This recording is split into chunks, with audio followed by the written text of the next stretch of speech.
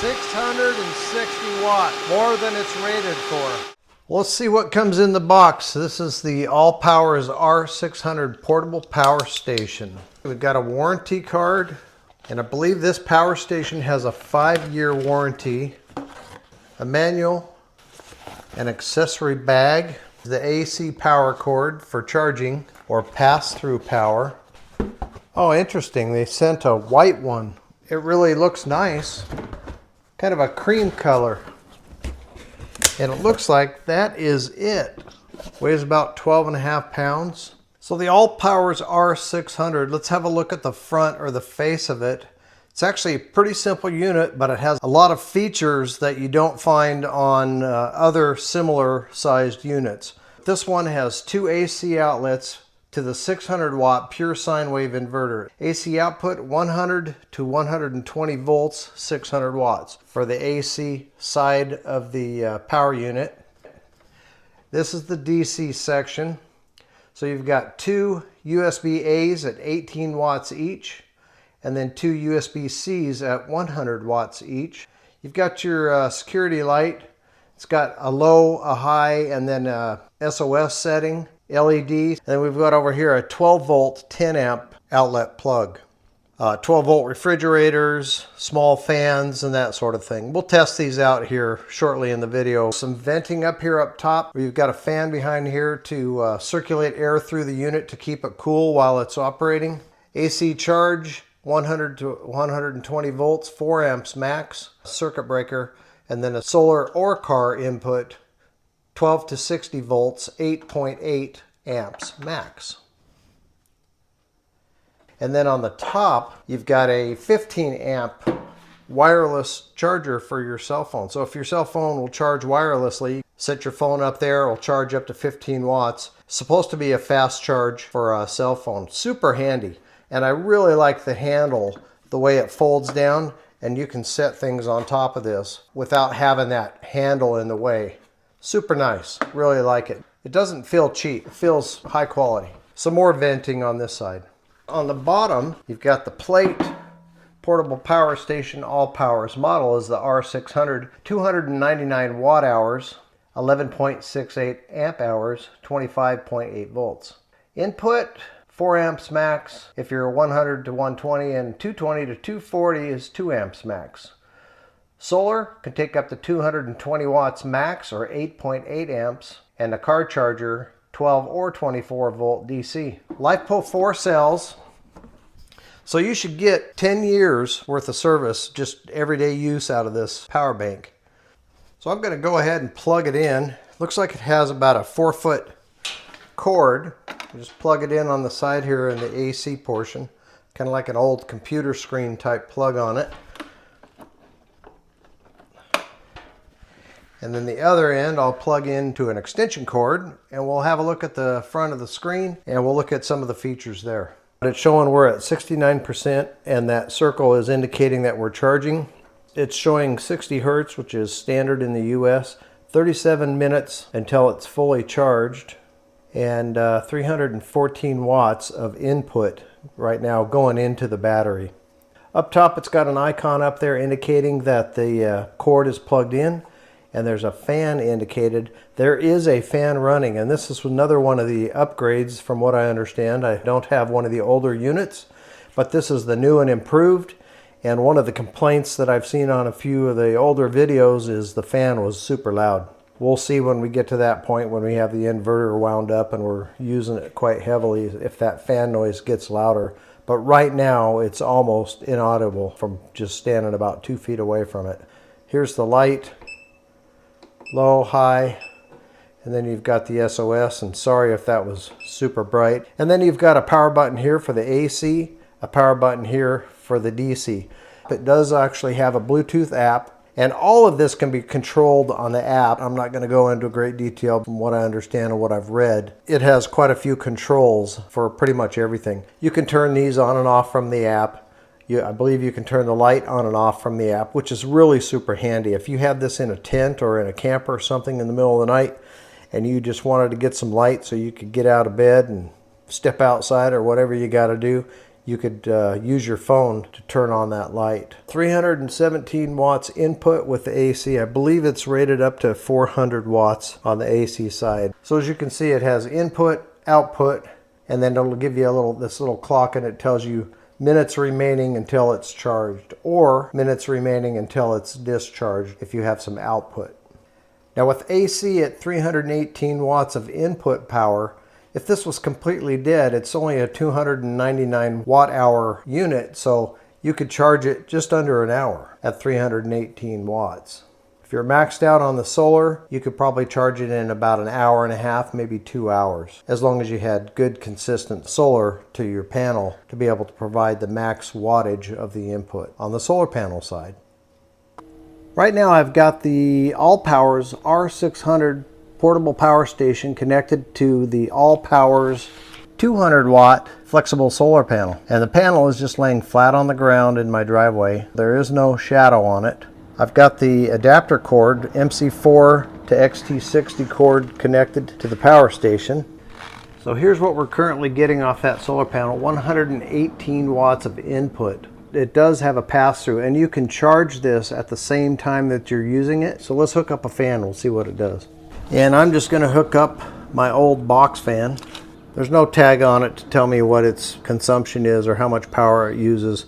So I can't really tell you that, but we'll find out here shortly, and we'll see how much power it uses. So currently we're getting 119 watts of input off the solar panel, the way the panel is arranged at the moment. Plug this into one of the AC outlets, and we'll turn the AC side of the inverter on. And then now we'll turn the fan on. I'm going to turn the fan on high.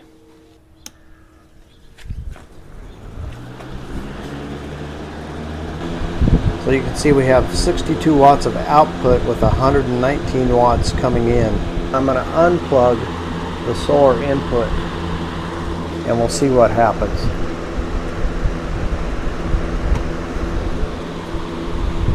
Okay, so it still shows the same output, 61 watts of output for that fan on high, but we're not getting any power, of course, into the battery bank in the portable unit. Plug the solar back in. As you can see, we're starting to get some input, 115, 118 watts of input power. Still have the 60 watts of output for the fan. So we're putting approximately 60 watts of power into the battery bank at the same time that we're actually running this particular fan. That's pretty cool. And the fan feels good because it's going to be about 95 degrees today. But I still have the fan plugged in and it's running off to the side. I turned it down on low, so hopefully the noise doesn't interrupt the video.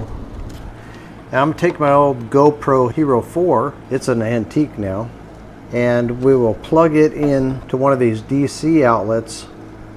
I've got an adapter so I can try both of them. Just to charge it off of the portable power bank. This is the USB-A, and these are 18 watt outlets. And we'll see what we get with this. Let's turn on the DC outlets.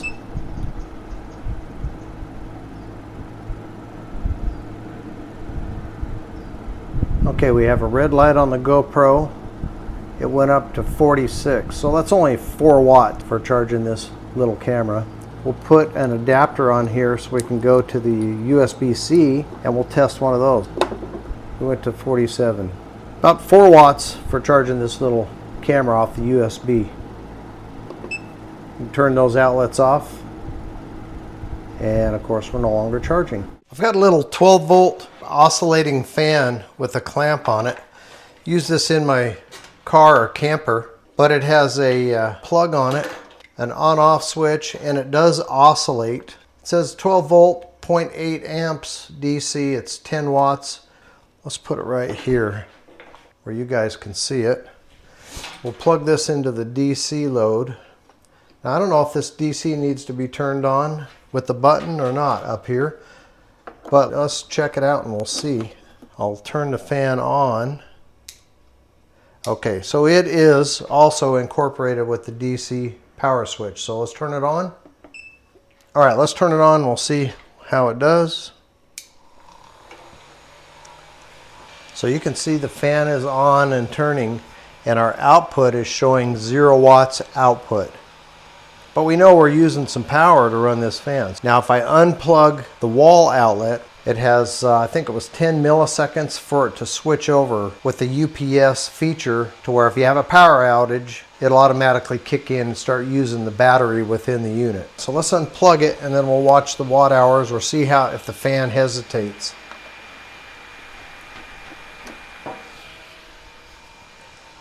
There's no hesitation on the fan. Interesting how it's showing us 0 watts output because I know it's using something, not sure why. But here's the power cord. We're not plugged in. We're strictly running off of the battery at this point. Oh, let's shut this little fan off for a second.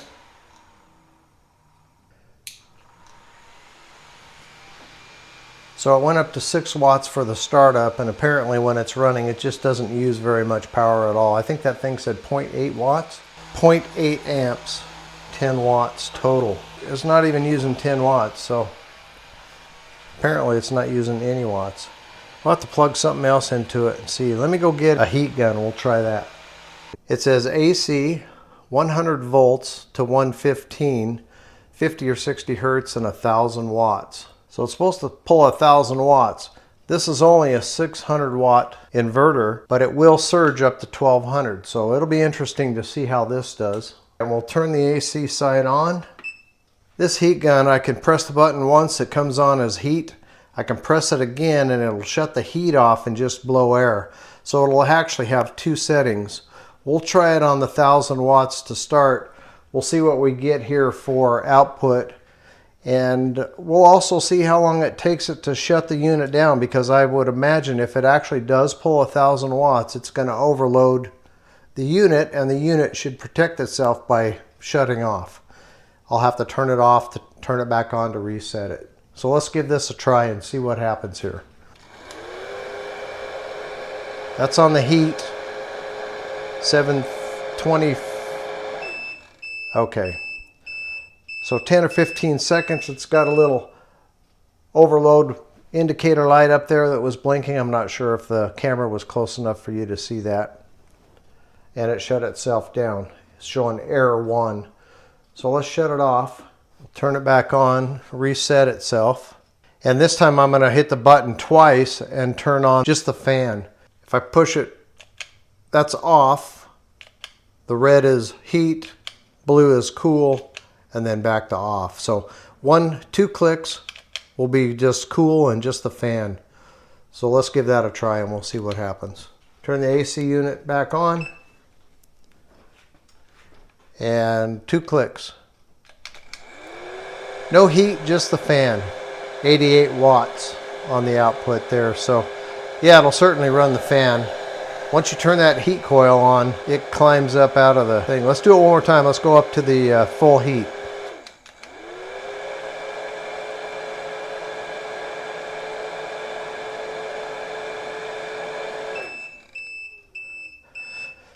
So 10 or 15 seconds and it kicks itself out with the overload. So that works. Nice. I wanted to test a skill saw because this is a 12 amp skill saw and I'm real curious if it's going to have the power to do it. It's going to have a pretty high startup draw, but let's see if it'll do it. This will go up to 1,200 watts initially for, I think it said 30 seconds, and then drops down to a max of 600 watts on the inverter. All right, one quick touch on the button turns our AC on. But plug your ears, we'll turn this skill saw on and I'll show you. This is the skill saw, no trickery here. Here's the cord for the skill saw and it is plugged into the unit.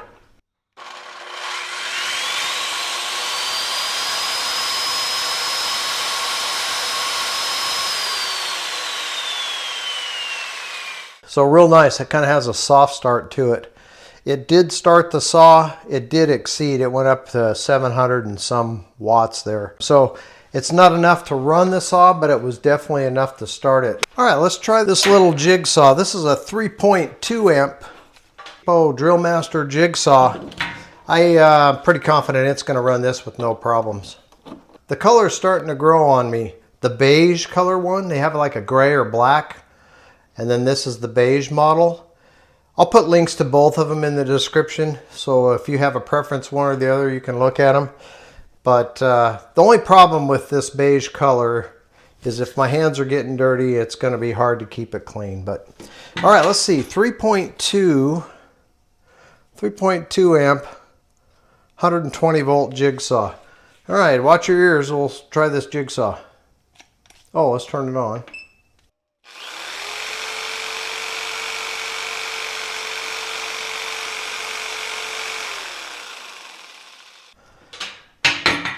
No problem with the jigsaw.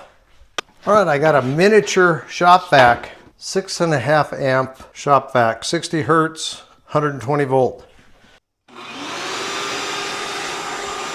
660 watts, more than it's rated for.